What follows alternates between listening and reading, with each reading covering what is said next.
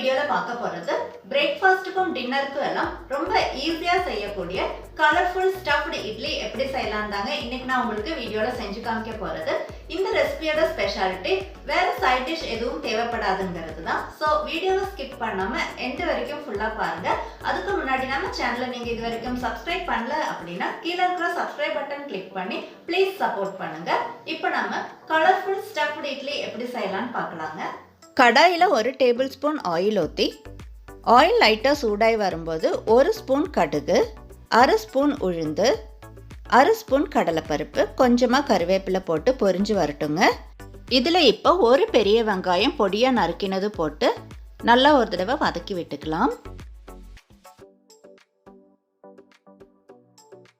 வெங்காயம் நல்லா வதங்கி வந்த பிறகு 1 ஸ்பூன் ஜிஞ்சர் கார்லிக் பேஸ்ட்டு போட்டு பச்சை ஸ்மெல் போகிற வரைக்கும் நல்லா வதக்கிக்கலாம். அடுத்ததா 1 ஸ்பூன் உப்பு, 1/2 ஸ்பூன் மஞ்சத்தூள், 1/2 ஸ்பூன் சாம்பார் தூள்.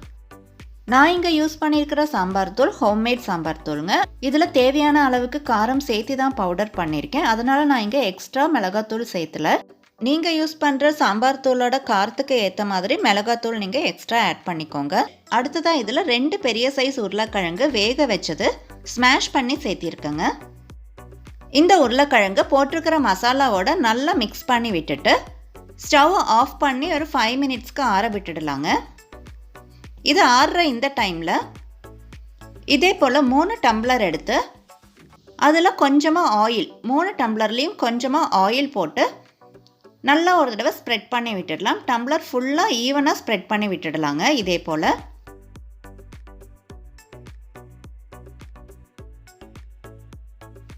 இதே போல் டம்ளர் ஃபுல்லாக ஈவனாக ஆயில் ஸ்ப்ரெட் பண்ணி விட்டுடலாங்க. பாருங்கள், நல்லா ஈவனாக ஸ்ப்ரெட் பண்ணியாச்சு. அடுத்ததாக இந்த ரெசிபிக்கு தேவையான முக்கியமான பொருள் தான் இப்போ நம்ம பார்க்க போகிறோம். நம்ம எல்லாரோட வீட்லேயும் எப்போவுமே இருக்கக்கூடிய இட்லி மாவு தாங்க நான் இங்கே எடுத்திருக்கேன். பாருங்கள், இந்த அளவுக்கு திக்கான கன்சிஸ்டன்சியில் இருக்கணும். அதாவது நம்ம இட்லி மாவுக்கு எந்த அளவுக்கு கன்சிஸ்டன்சியில் அரைப்போமோ அதே சேம் இட்லி மாவு தாங்க நான் இங்கே யூஸ் பண்ணியிருக்கேன். இந்த இட்லி மாவை நம்ம ஆல்ரெடி ஆயில் அப்ளை பண்ணி வச்சுருக்கிற டம்ளரில் 1/2 டம்ளருக்கு கம்மியாக ஊற்றிக்கலாம். இந்த அளவுக்கு பெரிய டம்ளர் தான் இருக்கணும்னு அவசியம் கிடையாதுங்க. சின்ன டம்ளராக இருந்தாலும் அதுக்கு தகுந்த மாதிரி 1/2 டம்ளருக்கு கம்மியாக மாவு ஊற்றிக்கணும். இதே போல் நம்ம எடுத்துருக்கிற 3 டம்ளர்லேயும் 1/2 டம்ளருக்கு கம்மியாக மாவு ஊற்றிடலாம். பாருங்கள், நம்ம ஊற்றிருக்கிற மாவு இந்த அளவுக்கு டம்ளரில் இருந்தால் போதும்.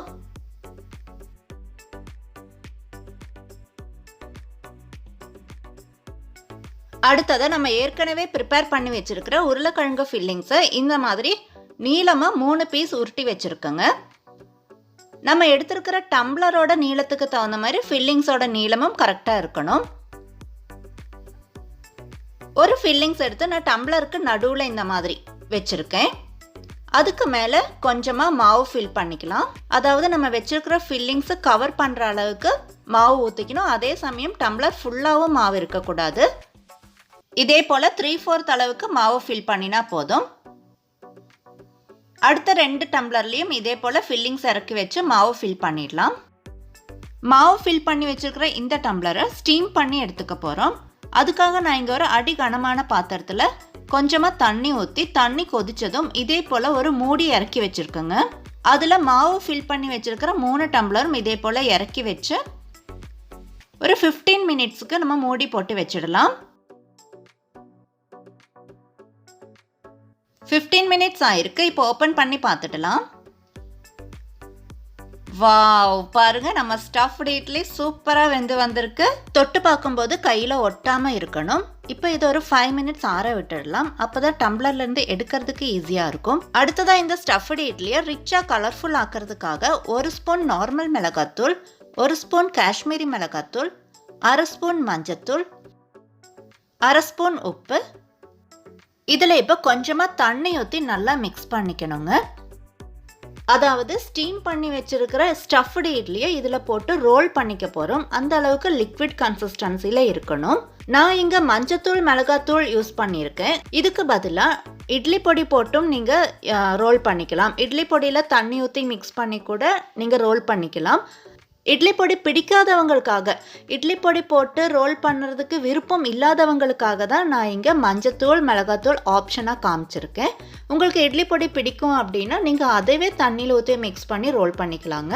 அது இன்னும் டேஸ்டியாக இருக்கும். இதே போல் ஃபுல்லாக கவர் ஆகிற அளவுக்கு ரோல் பண்ணி எடுத்துக்கணுங்க. நம்ம இங்கே ப்ரிப்பேர் பண்ணி வச்சுருக்கிற எல்லா ஸ்டஃப்டு இட்லியுமே இதே போல் ரோல் பண்ணி எடுத்தாச்சு. சின்ன ஒரு டம்ளரில் கூட ஸ்டஃப்டு இட்லி பண்ணியிருக்கேன். இந்த ஸ்டஃப்டு மசாலா இட்லியை இப்போ ஆயிலில் லைட்டாக ஷாலோ ஃப்ரை பண்ணி எடுத்துக்க போகிறோங்க. அதுக்காக ஒரு பேனில் 1 டேபிள் ஸ்பூன் ஆயில் ஊற்றி நம்ம ப்ரிப்பேர் பண்ணி வச்சுருக்கிற கலர்ஃபுல் ஸ்டஃப்டு மசாலா இட்லியை இதில் போட்டு ஷாலோ ஃப்ரை பண்ணி எடுத்துக்கணும். ஜஸ்ட் ஒரு 30 செகண்ட் வரைக்கும் வச்சு எடுத்தால் போதுங்க. கடைசியாக நம்ம அப்ளை பண்ணியிருக்கிற மசாலாவோட பச்சை ஸ்மெல் போகிறதுக்காக தான் இந்த மாதிரி ஷாலோ ஃப்ரை பண்ணி எடுத்துக்கிறோம். இதே போல் நம்ம ப்ரிப்பேர் பண்ணி வச்சுருக்கிற எல்லா ஸ்டஃப்டு இட்லியும் ஃப்ரை பண்ணி எடுத்துடலாம். பாருங்கள், சூப்பரான நம்ம கலர்ஃபுல் ஸ்டஃப்டு மசாலா இட்லி இங்கே ரெடியாக இருக்குது. இதை இப்போ கட் பண்ணி காமிக்கிறேன்.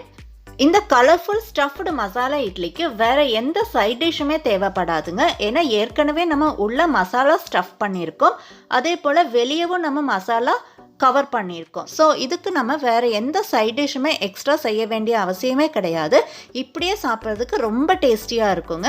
இந்த ரெசிபி உங்களுக்கு பிடிச்சிருந்தா இப்போவே வீடியோக்கு ஒரு லைக் கொடுத்துடுங்க. அதே போல் நீங்களும் உங்கள் வீட்டில் இந்த ரெசிபி ட்ரை பண்ணி பார்த்துட்டு மறக்காமல் கமெண்ட் பண்ணுங்கள். நீங்கள் இது வரைக்கும் நம்ம சேனலை சப்ஸ்கிரைப் பண்ணல அப்படின்னா கீழே இருக்கிற சப்ஸ்கிரைப் பட்டன் கிளிக் பண்ணி ப்ளீஸ் சப்போர்ட் பண்ணுங்கள். அதே போல் நம்ம சேனலில் வர அடுத்தடுத்த வீடியோஸ் உங்களுக்கு இம்மீடியட்டாக நோட்டிஃபிகேஷனில் வரணும் அப்படின்னாலோ பக்கத்துலேயே இருக்கிற பெல் பட்டனும் ப்ரெஸ் பண்ணிடுங்க. அப்போ தான் நம்ம சேனலில் வர அடுத்தடுத்த வீடியோஸ் இம்மிடியட்டாக உங்களுக்கு நோட்டிஃபிகேஷனில் வரும். இதே போல் நல்ல ஒரு ரெசிபியோட அடுத்த வீடியோவில் பார்க்கலாங்க. தேங்க்யூ ஃபார் வாட்சிங்.